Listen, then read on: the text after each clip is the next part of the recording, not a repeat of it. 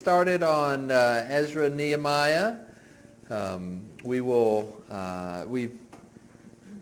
gone through obviously the Torah and Joshua, Judges, and Ruth, and then I took over doing some of the historical books, and we talked about how Samuel was one book and how Kings was originally one book, even though we have it split in two, and Chronicles was originally one book. So what do you think I'm going to say today? Yes, that's right. So that's the first thing I want to say. Okay, well, we have them as two books, and they have been that way since we've had an English Bible. They've always been two books for us. Even modern Hebrew Bibles have them as two books. It started back in a gentleman you may have heard of in church history called Origen. He created something called the Hexapla, so it had 6 languages, and I'm not sure why. I couldn't figure out why, but he split them in this case. It's not like Kings where we said when they added the vowels, they got so large that we need to split. This was apparently, he began splitting those two books and making them separate. Jerome, who did the Latin Bible, the Vulgate, did the same, and all of the Western translations have followed since to this point where even Hebrew versions do that. But they were one book. So that's all the things I just said. Now, as one book, as I mentioned, all Hebrew manuscripts before that, there were the Masoretes. I don't know if y'all have ever heard of the Masoretes. They were Hebrews. They were Jews, I guess you could say scribes, who are really responsible for preserving the text of the Hebrew Bible. They added vowels to them. They didn't have vowels, and after the exile and then coming back, the ability to speak Hebrew wasn't as strong as it was previously, and so they were trying to preserve the ability to know how to pronounce the text. So they added vowels. They did things like they were very meticulous in how they would copy the text, and they had something at the end of every one called a Masora Finale. I think I'm pronouncing that right. Which would say how many words were in it, what was the middle word, and so that they could go and do the sort of quality assurance at the end. And there was only one of those at the end of Ezra and Nehemiah, because again, it was one book. Josephus, have you all heard of Josephus? He was a historian around the time of Christ, and he talks he was writing a defense of Jewish religion against modernity of the Greeks, and he explained in his letter how they were one book. So we see that again, early on, before Origen, they were always considered one book. We even have the Apocrypha. We don't talk about the Apocrypha much here, but Ezra, who we're going to read about today, Ezra and Nehemiah, there were other books attributed to him, 1st and 2nd Esdras, they were called, and in the Latin Bible, so what the Roman Catholics would use, they consider them Scripture. Jews do not. They're not part of their canon. We do not. They're not part of our canon, but they're called 3rd and 4th Esdras, with Ezra and Nehemiah being 1st and 2nd. So that's a difference that you would see. But they consider one. I actually put up some text from 4th Esdras, which again none of us have probably ever read this, but again it's just another way of showing that the Jews considered them as one book. And without reading this lengthy quote, the point is they had 24 books, they would say. And so the reason they had 24 books, we have the exact same books as the Jewish scriptures. Jews today consider canonical the same that we do in the Old Testament. And the reason why they say they have 24 is because they take the 12 and they make them one and call them the 12. So that gets it down to 28. We already talked about these 3, Samuel, Kings, and Chronicles, all compressed down. They each are one each. And then Ezra and Nehemiah gets you to 24. So those are the same. A lot of Hebrew scholars will say they have 22 because they have 22 letters of the alphabet, and so it matches. What 2 others do you think they combine? This is the more normal list, but some will say they have 22 books. What do you think they would combine? No? Good guess. Jeremiah Lamentations is one that they'll combine. And Judges and Ruth are ones that they will combine. Okay, but 24 books of the Bible, same regardless. But Ezra and Nehemiah we're going to study together. They were originally one book. Okay. Even the Septuagint, as I mentioned, even when they had vowels as part of the Greek text, there were not large books. That wasn't what divided them. Origen, for whatever reason, divided these. Okay, so the time period of Ezra and Nehemiah, it's actually the latest of any books in the historical writings. It takes us farther along until you get to the silent years, the 400 years. So it's later than Chronicles. It talks about after Chronicles, the return of Ezra and Nehemiah to Jerusalem. And it's a period we probably don't know as much about. I'm just generalizing here, but generally we know more about the time in Egypt or the time of the kings or the time of Babylon than we do about the times of Persia. And so I want to share a little bit about that because it will help us to understand the book. So as we talked about in Kings, Solomon's construction of the temple is kind of the date that we work from to figure out what dates were before that and what dates were after that. That began in 966. We can go back all the way to determine when Jacob was born. We have time periods given for us in each of those scriptures that can tell us the year that Jacob was born, around 2006, so the year Israel was born, you could say. And then if we go further down, we can begin to see these are all dates that we're often familiar with, but after that it gets a little sparse in terms of our knowledge of dates. So Cyrus, 70 years after the initial exile. There were 3 exiles, just like there were 3 returns later. There were 3 exiles. The first one was in 605 BC. There was another in 597 and then another in 586. And remember, Jeremiah said the land was going to have its rest for 70 years. And so about 70 years after that 605 is when the Jews, Cyrus made his decree and they were allowed to go home. After that, it took about 20 years because there was a fair amount of opposition to rebuild the temple, even not to the same glory that it was originally, just to get it kind of back to be functional, you could say. And we'll talk Ezra and Nehemiah a lot about that. But the temple was completed. The celebration of the temple being completed was in 516 BC.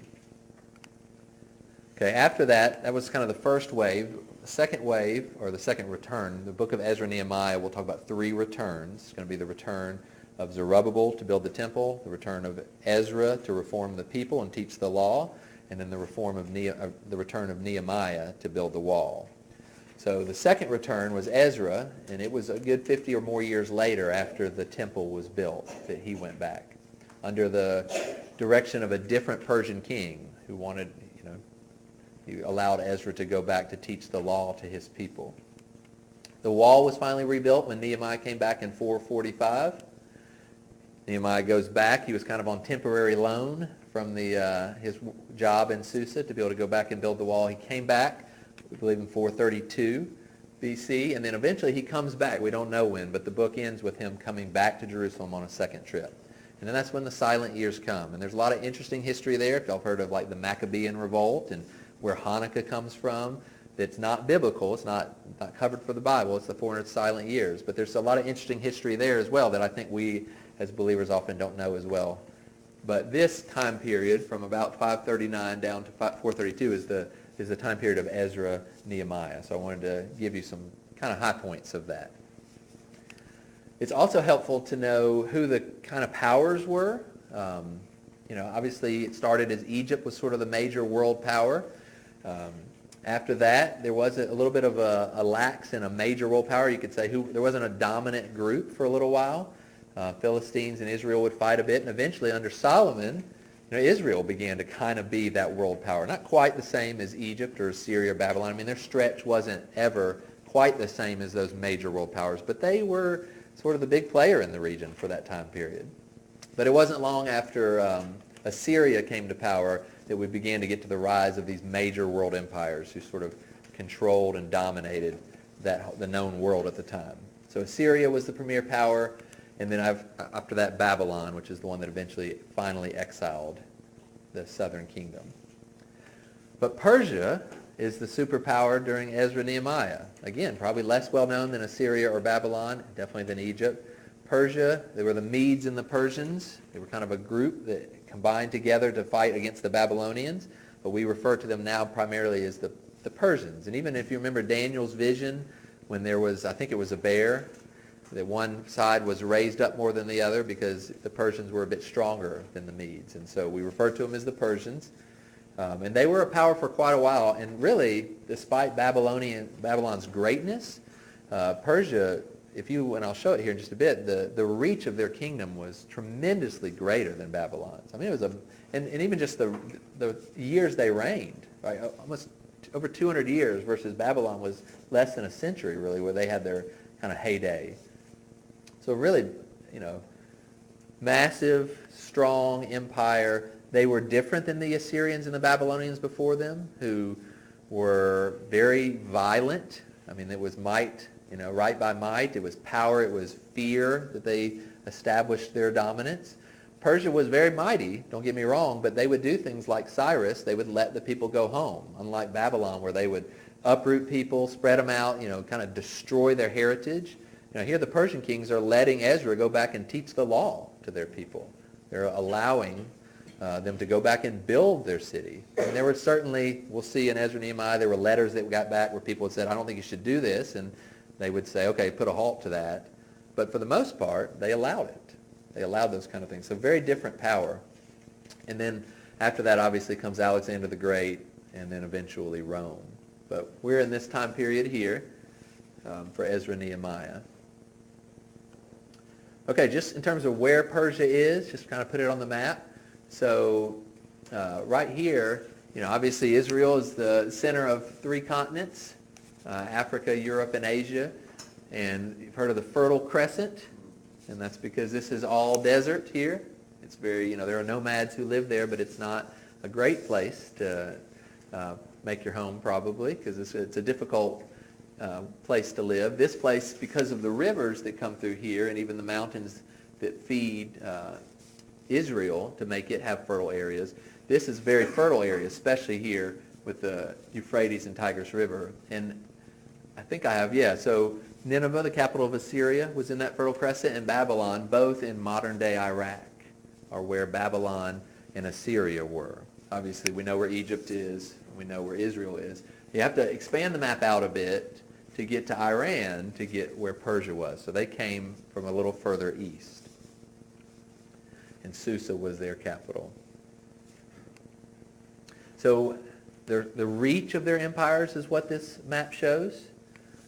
This is Assyria. So they, again, started a little further east. They were up here on the Euphrates River, started a little bit east, came down even into Egypt. Babylon, again, a short rule, but affected Israel greatly. And then there's Persia. So they went far east. They made it all the way to Greece, were eventually repelled by, I think it was Philip, Alexander the Great's father. I don't recall. It was one of his ancestors, may have been his grandfather. But they were repelled, couldn't make it quite into Greece, which is where, that's his Philippi that we were in this morning. But really a massive empire. And for years, for, again, 2 centuries. And then eventually Greece is going to take that in a very short time and go even further with Alexander the Great. Okay, I start with a lot more, in fact, I think I may even have one more slide. I just want to start, because I don't think we know this period very well, so I want to provide that as much as anything when I'm summarizing the 2 books. The kings of Persia, this is going to be really important, probably more than the others, so this will be helpful to try to, let me put it all up, and then I'm going to tell you who you need to keep in mind as we talk about Ezra and Nehemiah, and next week Esther. So Cyrus the Great is the one that was at the end of Chronicles and the very beginning of Ezra, where he released the Jews. He allowed them to go home, back to their homeland. So he's possibly also Darius the Mede. Again, we don't know. There's this figure in Daniel called Darius the Mede who was present at the at the defeat of Babylon, and history doesn't know who he is. And the Babylonian records are very clear. And again, I think I might have mentioned this in a previous week. Critics of the Bible will say the Bible is not historically helpful. It's got errors in it because there's clearly no Darius the Mede. But what you got to keep in mind is they said the same thing about Belshazzar previously. They said Babylonian history is very clear. It was not Belshazzar who was the last king of Babylon. And so they said Daniel is historically worthless. And then later, a new archaeological find was discovered, which we realized that the king at that time was gone, and Belshazzar was ruling at the time on behalf of his, I believe, uncle. And so, again, who's Darius the Mede? We don't know. I think it might have been Cyrus, and his mother was Median, and his father was of Persian descent. It's very possible that he was referred to by both of those names. We're going to have the same question at the end of today on Zerubbabel and Sheshbazzar, and there's many times that same question, and we just don't always have all the details. But stories like Belshazzar help me to not worry about those kind of things and still trust in God's word, even though we don't have all the details. So Cyrus the Great, again, possibly Darius the Mede. He was the kind of founder of that empire. He's called God's anointed. Isaiah, centuries before, said that a king named Cyrus was going to rise up after they went into exile and was going to be God's anointed to do his purpose. And that word anointed is the same word as Messiah. Again, I'm not referring to, obviously he's not, the true final Messiah is Christ, the final anointed one. But he was God's chosen one to go and do that. Cyrus was called by name a century or more before he actually was even born. He was the king when Zerubbabel and his company returned. Now, Cambyses is not really critical for our biblical books. He followed Cyrus and had a short reign. But Darius is going to be very critical. Okay, he was the king at the very beginning of Ezra, the first, really chapters 4 through 6 primarily. But as they returned, Cyrus allowed them, as they returned, they're going to get stiff opposition, and they're going to slow down and quit building. And that's when Haggai and Zechariah are going to come on the scene and encourage them to keep building despite the opposition. And it will finally be in Darius' reign that they complete it.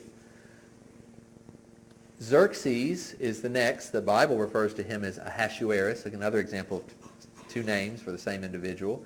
And he was Esther's husband. So Artaxerxes follows, and that's the king that is going to be the one that Nehemiah presents himself to and the one that Ezra. Which Darius is the one? So there is another Darius. This is Darius the first. Okay, So which one is Daniel? Daniel would be this one. Darius the second is going to come later. So Daniel spanned he spanned two kingdoms. He was there with Babylon, and he must have lived to be a good age. He was young when he was taken, originally, and rose to power very quickly. But he spanned also beyond when Persia came, because he was the one, if you remember, when the hand went on the wall, that was the night, it's not clear in the Bible, but that was the night that they were overthrown. And they were, the way the story goes, in fact, when God calls Cyrus his anointed, he says he's going to go before Cyrus and open doors before him.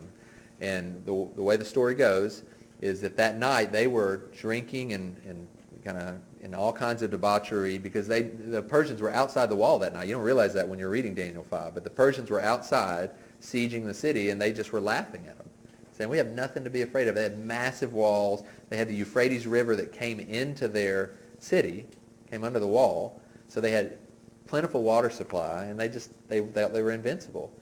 And the Persian soldiers diverted the river way up north so that they could get into the riverbed, go under the wall, and then the inner gate was open, is the way the story goes, and they were able to go in and defeat it with no problem and just take the city very easily.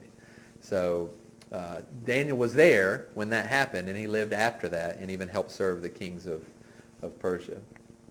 So is it Darius in the story of the lion's den? Is that the name that's given? Yeah, I was trying to figure out which Darius it was. Yeah, so what's going to happen,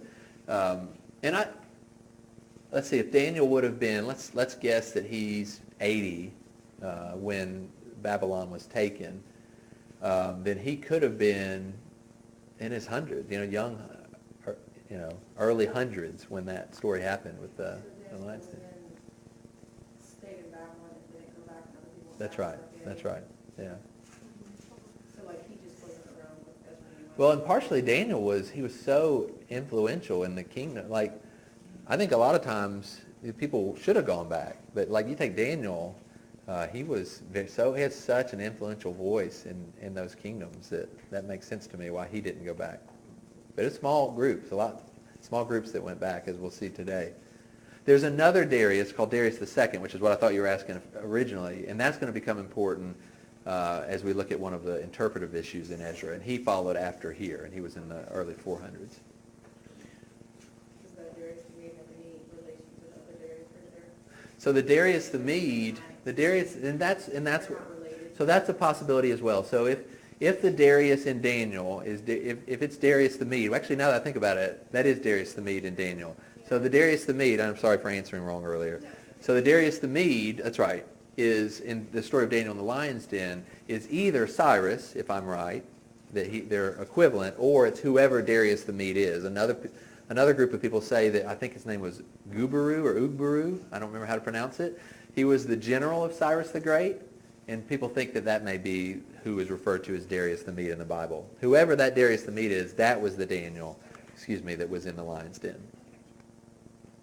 So I said that wrong. So I'm glad you, and that your question helped me with that, Donna, because this Darius is not Darius the Mede. The Darius the Mede was around and was in power as soon as Cyrus took over. And so that's the... Darius the first that you're pointing to in the middle. Yeah, Darius the first is this. Were there still people in Babylon, or had they all gone back to Jerusalem? There were still people in Persia and Babylon. Okay. Yeah, so you have people like Ezra, like Nehemiah is the best example, who's in Susa serving the king. You have people like Esther, who was still there. And then I'm sure, the Bible kind of, because Babylon no longer is the power, it doesn't talk about Babylon anymore, but I'm sure there are people still in Babylon as well. In fact, there's a Babylonian Talmud that you read about that's one of the major Jewish interpretations of the Torah. And so there were plenty of Jews who didn't go home because they did find it a great place to live. So Darius the Mede, Darius the First, Darius the Second, who's not on the slide. All right, but for the rest of the class, it's important that you remember sort of it was Cyrus. Don't worry about Cambyses quite as much. Darius the First, Xerxes, and Artaxerxes. This is the book of Esther. These are Ezra, Nehemiah. This was when the temple early. Later, when Ezra, Nehemiah came back, that's when Artaxerxes was the king.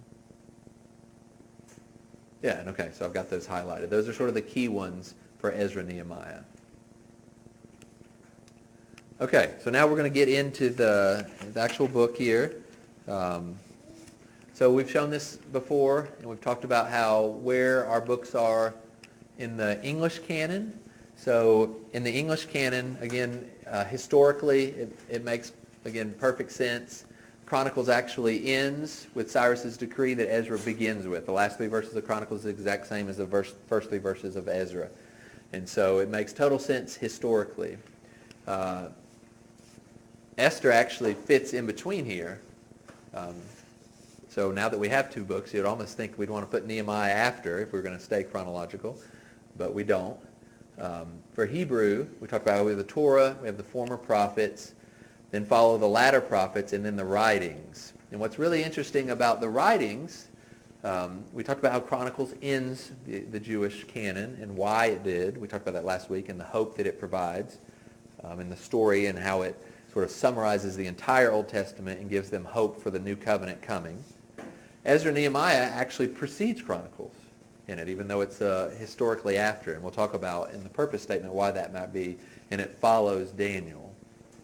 You think about what Daniel does. Daniel kind of lays out, we have 77s before we're going to be back in the land and things are going to be the way we expect, right? I mean, Daniel sort of prophesies the Greek period and then when the Messiah is going to come. Ezra Nehemiah is going to follow that, and I think that placement is going to help us know what the purpose of the book is. It's got a very easy outline. As I mentioned, there's 3 returns for 3 separate works. You had the return of Zerubbabel and Sheshbazzar, whoever Sheshbazzar is, and then the work, and their work was to rebuild the temple. And then after that, you have the return of Ezra and his work, which was really to reform the people and teach them the law. And then finally, you have the return of Nehemiah, and his work was the wall. And then you do have the final reforms and list as the book ends. A little bit open-ended, like Acts ends almost, with Paul sort of in Rome, and it just sort of cuts off. Nehemiah's back, and it just sort of ends. And he's reforming the people and praying that God would remember him because he's not getting much help from the rest of Israel. And I modified that from a work from a man named David Dorsey that I've mentioned before. Okay, major themes in Ezra. God is a major theme, and I don't just put that up because God is a major theme in every book. It really is a major theme. In particular, 2 things about God. One is his absolute sovereignty. So in particular, these writings are helping. So if you think about that slide before where it talked about the place of Ezra and Nehemiah in the canon and how it helped the Jewish people, the remnant of believers, is they are now no longer sort of in their land. They are now among the nations. And in fact, according to Daniel, are going to be among these superpowers until the end, until a kingdom has come that destroys those superpowers that will never have an end. And this book, above all, or along with other writings, shows God's absolute sovereignty over all nations. So it's not something that perhaps they had to think about quite as much before, but the Jewish people are now going to be scattered. They're going to be all out, and this book shows God's sovereignty worldwide. He's not a local deity that can really control Palestine. He is sovereign over the entire world, and you see that in Cyrus's pronouncement. You see it throughout the book. And yet, the other aspect of God's rule that is really, I have a quote that kind of explains that. And I don't always read the quotes, but they're online is the reason I put them in, so that if anybody's looking at it later, they'll have the opportunity to pause it and read that. Not only his absolute sovereignty of all nations, but the way he rules. So you think about how Kings and the Torah and Samuel and really those books portray God. He's doing many miraculous acts, many miraculous wonders, and he's showing, that was the point of the Exodus, was to show God's strong arm and to show his power. Well, the writings really picture God not only as the absolute sovereign God, but they picture him, and Esther's going to be the best example of this next week, they picture him as working providentially. They picture him as working behind the scenes. So the phrase, the hand of God, I think it must be the next slide, is throughout these books to show that God is kind of controlling all of this, even though he's not doing it in a way that he used to. And that's going to be important for the Jews who, again, the Jewish remnant, who during that period are not going to have the miraculous works. They're not even going to have prophets that are going to be speaking to them. They're not going to have the miracles and power of God, and they're going to be scattered throughout the nations. And how are they to live? Well, this book shows that God is still in control. When we get to Ezekiel, we're going to show that God, as much as he left the temple and allowed them to destroy it, it shows God going out and tabernacling with them in exile. So again, they didn't have the temple in exile with God's Shekinah glory in it, but Ezekiel pictures God as going with them, as it were, into exile. And so that's the picture now for these returnees and for these people living after the exile. They need to know that there may not be miracles, they may have to be crossing rivers on bridges or boats, not through them, like they did previously, but God is with them. So you see that throughout. You see God's, changing a king's heart, putting it in the heart of Cyrus to let him go back. You see God keeping them. So, previously in Samuel, when somebody had opposition, right, or in Kings, God would come and march on the trees and destroy the army. I mean, he would do it himself. Now, he's still working against their opposition, but he's doing it in a way that's much more providential. He's causing them to have joy. He's frustrating plots. We're going to see next week the whole book of Esther is centered around the king being unable to sleep at night and how God uses that, a very small thing. He uses insomnia to keep the Jewish nation alive. And it's those kind of things that these writings are trying to teach the remnant. And are really important for us, too, when you think about us as New Testament believers.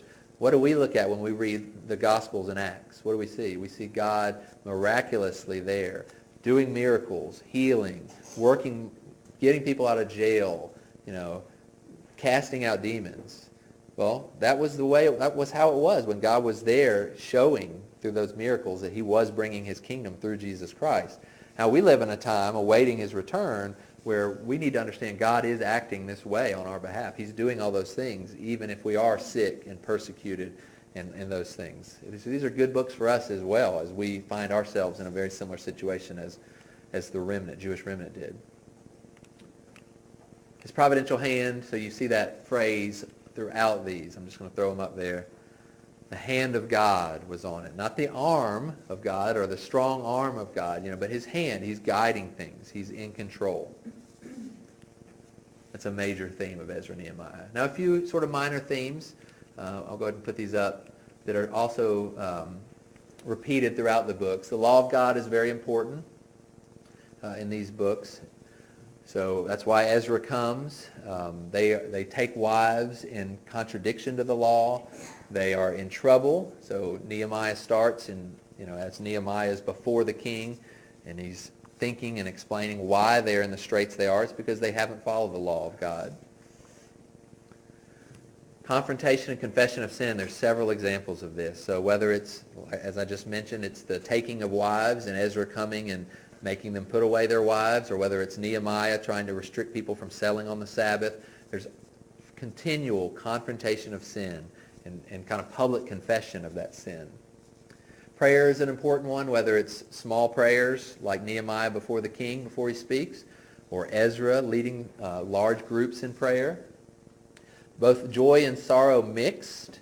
So every event, whether it's the rebuilding of the wall, even in the rebuilding of the wall, you have people that didn't participate. Or in the rebuilding of the wall, right after, you have the issue with the people selling on the Sabbath. Or whether it's the rebuilding of the temple. So excited to be back in Jerusalem rebuilding the temple. Everybody's cheering, but if you listen closely, you have some older folks that are crying because they remember Solomon's temple, and they know, and it's not the same. So it's sort of a mixture of joy and sorrow. And then finally, the priests, Levites in the temple, along with the law, are very important. So as before, I like to kind of think about those major themes and figure out what might be the purpose of the book. Why is the author writing? So this is my suggestion for a purpose statement, why it's written. On the one hand, Israel should recognize that God is working behind the scenes to bless them in accord with his promises. However, Israel must also recognize that it still lacks a circumcised heart and must therefore seek God in prayer and diligently pursue obedience before they can expect their final restoration. So, whereas Chronicles really ends on a note of hope and says, let me summarize the Old Testament story, let me summarize the story of Israel, and know that the next thing on the plan is the new covenant. And that's what, seek God, that's what we're waiting for. This one says, it's really good that we went back. This is a sign of God's hand with us. But it's not great. It's that mixture of joy and sorrow. There's still an issue here. Sin is still an issue. Even when we come back, we've been exiled, we've been judged, we should learn our lesson. We come back, we haven't learned. There's still a problem here. And that's where when John the Baptist comes and says, repent for the kingdom's at hand, this sort of is one of their final books and their writings that kind of kept them through that post-exilic period. It should have made a lot of sense because these are the things that clearly are what need to be addressed in order for them to have that final kingdom brought in. They need to repent because the kingdom is there. Two interpretive issues. I'll go ahead and just say the last one, and I don't know who Sheshbazzar is, as I've mentioned several times. That'll be the second interpretive issue. So I won't spend a lot of time on that. I want to spend a little more time on Ezra 4. And so if you want to turn there, let's look at that together. This is like Belshazzar before and like Darius the Mede now. It's one where people will discount the book of Ezra because they say it's historically confused. And it is really confusing. I'll go on record to admit.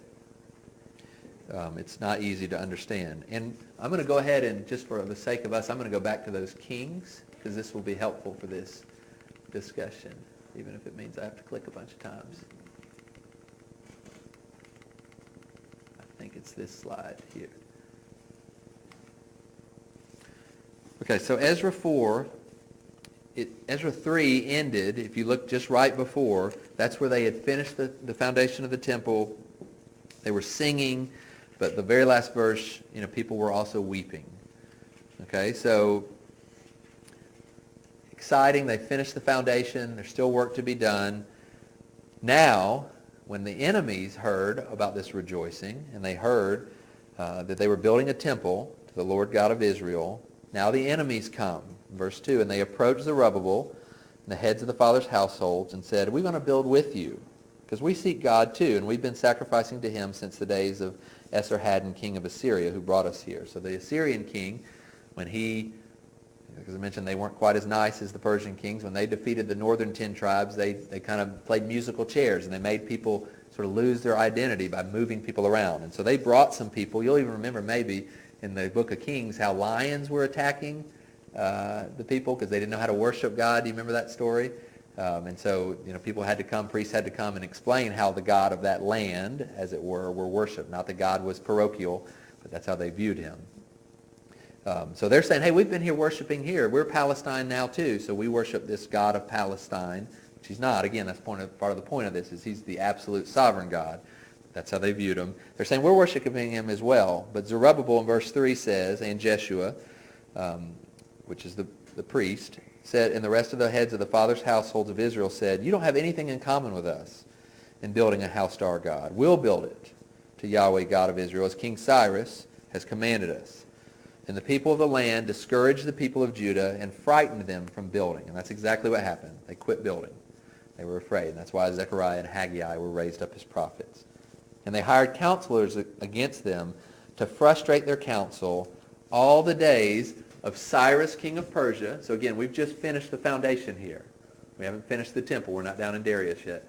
All the days from Cyrus to Darius, king of Persia. And that's true. During all this time, there was counselors hired. There were pressure put on them not to build, until eventually Haggai and Zechariah stirred them up, and in the reign of Darius they finished. But so far everything's clear, right? I mean, they had trouble from Cyrus to Darius. That's fine. Everything's fine. Now here's where it gets confusing. Now in the reign of Ahasuerus, here we are at Ahasuerus, so this is much after the temple was built. Now in the reign of Ahasuerus, in the beginning of his reign, they wrote an accusation against the inhabitants of Judah and Jerusalem. Okay, so now we're down here, and we're talking about how there's a letter being written. And in the days of Artaxerxes, so we're even farther down now, these folks wrote to Artaxerxes, and then it gives the letter that he wrote. It says, hey, we love you, king. We're on your side. You need to watch out. This is a bad place. Don't let them rebuild. It's not good. So the king answers in verse 17 and says, yep, I read it. I checked the records, and you're right. This is not a good place. So verse 21, quickly stop them from working, so that the city may not be rebuilt until a decree is issued by me, and beware of being negligent in carrying out this matter, for why should damage increase? Remember, the chapter began saying they just finished the foundation, they're building the temple.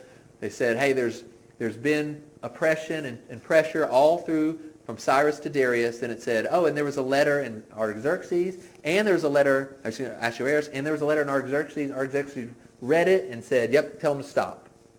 And then in 23, as soon as the copy of King Artaxerxes' document was read before Rehum and Shimshai the scribe and their colleagues, they went in haste to Jerusalem and stopped them by force of arms.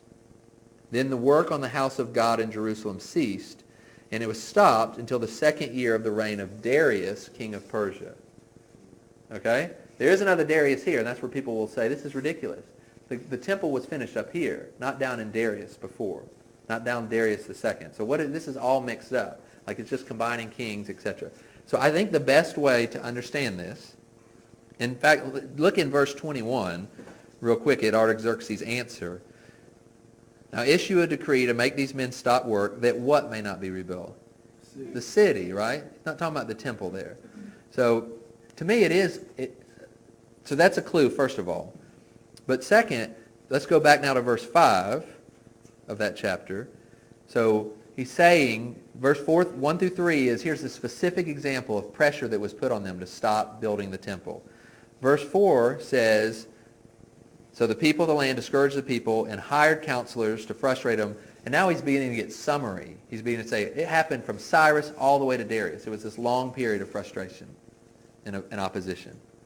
And I think what happens next is now he's saying, this was true the entire time they were back. And so now he's going to say, hey, in the days of Ahasuerus, they wrote a letter. And also in Artaxerxes, they wrote a letter. And then it gives that. So what the author is doing here, he stopped for a moment talking about what was happening in the temple rebuilding. And he's saying this was something that happened not just from Cyrus to Darius, it also continued happening afterwards. And so in 24, he's back on the track. And he's saying, because of all this kind of pressure, the work on the house of God stopped. And that's his point, is to show that pressure stopped them. Not these specific pressures, but that kind of pressure that continued all throughout. So it's not necessarily, it's not necessarily obvious that he's taking a parenthesis there and explaining other kinds of opposition that happened later. But that's what he's doing. He's saying that in the same way that pressure happened, all that reign from Cyrus to Darius, it happened after. And because of that pressure, now back to verse 24, the house of God work stopped for 2 years. And then in 2 years in, 520 BC, they finished. And that's what chapter 5 is going to pick up. It's going to talk about Zechariah and Haggai and how they prophesied to the people and eventually finished the temple. And it all makes sense because it talks about Darius the king is the one that allowed them to do it. So it's just that section in between that's unclear. But if you view it as a parenthesis, while it maybe isn't written the way we would with all the English grammar options that we have, it is what I think that the author was doing in saying this was further persecution that was coming as well after this.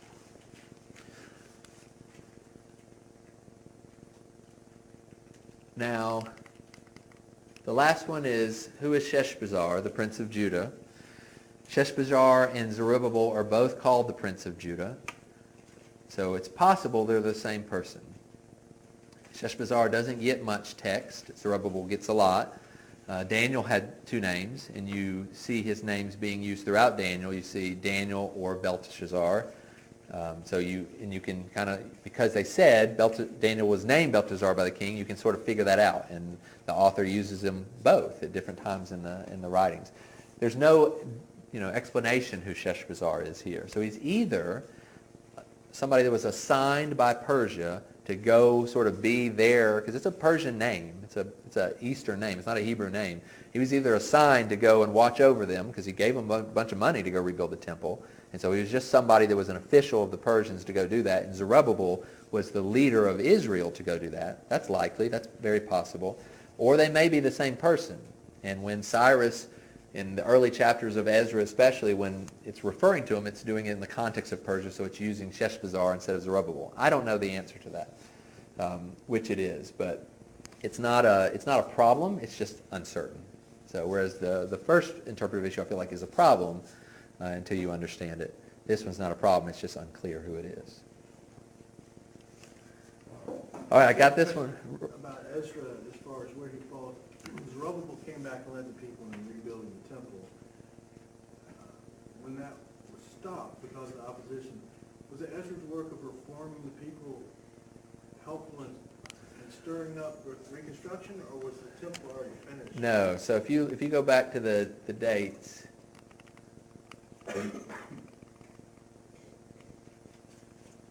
here. So Ezra returned almost 50 years after the temple was finished with Haggai and Zechariah. So it's really Haggai and Zechariah who stirred up the people in that regard. And then Malachi will come later in this time, and he speaks just generally of the Zechariah and Haggai. Their key message was, you guys have built your own houses, but you're not building the house of God. Malachi comes back, and it sounds a lot like what Nehemiah found. They just have all kinds of things they're doing wrong. They're bringing bad sacrifices and things like that. And Ezra was in between those two, sort of teaching them what was expected. So they were without excuse, as it were. I mean, Ezra came, he taught the law to them, he reformed the people, but as we've seen, it just didn't stick. I had one other question about Darius the Mede and the Persian king. So at the end of Daniel 6, it says, so this Daniel enjoyed success in the reign of Darius and in the reign of Cyrus the Persian. Now, is that Darius would be Darius The Mede.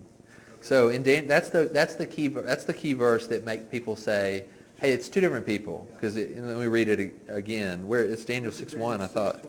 28. Oh, it's the end of Daniel, not the beginning of Daniel 6. This Daniel enjoyed success in the reign of Darius. This is where I was confused earlier, Sarah, when I said it was Darius the Mede. This Daniel enjoyed success in the reign of Darius and in the reign of Cyrus the Persian. So that's where people will say, okay, it's two people in two reigns. And so the way I would explain this, because I believe Darius and Daniel and Cyrus are one, is it's just one letter in Hebrew. It's vav. It'd be even, and it can mean, it's used for a number of things, and is the most common. But you could translate this verse. So this Daniel enjoyed success in the reign of Darius, even in the reign of Cyrus the Persian. So it's one person in that sense. I've just always understood Darius as a Mede Yes. There was some overlap between the reigns because it was Two kingdoms kind of coming together, yes. And that's very possible. And another alternative. I think Whitcomb, I think that was his, is he said it was, there was actually two. There was one Ugbaru and one Gubaru, I think. And I don't remember which one Whitcomb, followed, but that's a common view, is that he was a leader of the Medes, and when they sort of kind of became the world empire, eventually, Cyrus sort of took over and became the main guy. Thank you. So, and that was definitely the Darius that Daniel then was in the lion's den with. Okay. Next week is Esther. I had that up there just a second ago. I was proud of myself for getting it right for the first time. So next week is Esther. It'll be very similar in that, again, we'll see a theme is God providentially caring for his people while they're not kind of back in their land with the kingdom ruling.